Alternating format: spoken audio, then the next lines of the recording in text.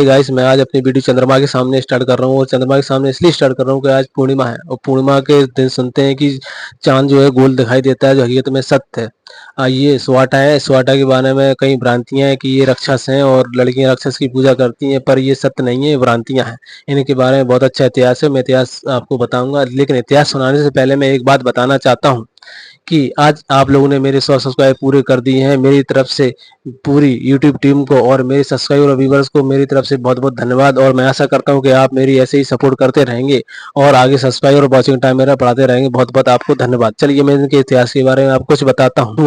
सुवाठा बुंदेलखंड प्रमुख लोक उत्सव है। यह कुमार महीने की शुक्ल पक्ष की प्रतिपदा तिथि नवरात्रि तक हर दिन सुबह खेला जाता है। नवरात्रि के दिनों में खेले जाने के कारण इसे नवरात्रा भी कहते हैं।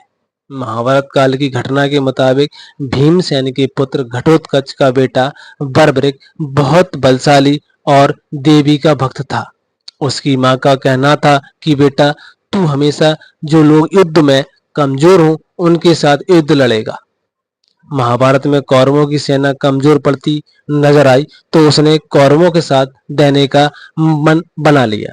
यह बात कृष्ण जी को पता चली तो कृष्ण जी बर्बरिक से मिलने पहुंचे और उन्होंने उसकी युद्ध कला के बारे में उससे पूछा। उसने प्रमाण सहित अपनी युद्ध कला के बारे में उन्हें बताया।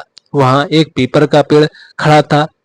उन्होंने उस एक तीर से सभी पत्तियों को निशान बनाया और दूसरी तीर से सभी पत्तियों को लक्ष्य साध कर उसमें छिद कर दिया।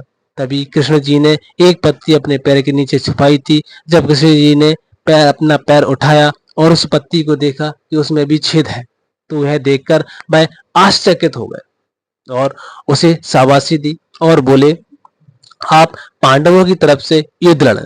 लेकिन उसने मना कर दिया कि मैं मां के वचनों का उल्लंघन नहीं कर सकता और उसने बोला, मैं जिंदा हूं तब तक मां के वचनों का पालन करता रहूंगा। यह वचन सुन कृष्ण जी ने उनका सर धड़ से सुदर्शन चक्र से अलग कर दिया और अंतिम इच्छा पूछी। तभी बार्बरिक ने बोला, मैं युद्ध देखना चाहता हूं और शादी भी करना चाहता था। उनकी यह बात सुनकर कृष्ण जी ने वरदान दिया कि आप इस सरे कट से पूरा महाभारत युद्ध देखेंगे और कलयुग में सारी कुंवारी लड़कियां आपसे शादी करेंगी। यही प्रथा उस समय से अभी तक चली आ रही है और जितनी भी सारी कुमारी लड़कियां हैं बुंदेलखंड रीजन की, वो सुवाटा से पूजा के रूप में शादी करती हैं और सुवाटा खेलती हैं। यही प्रथा कभी से चली आ रही है और सुवाटा के रूप में पूजा करते हैं और लड़कियां उनसे शादी करती हैं। आज वर्तमान में खाटू श्याम के नाम से इनका बहुत बड़ा मंदिर और भव्य मंदिर बना हुआ है, जो राजस्थान में है।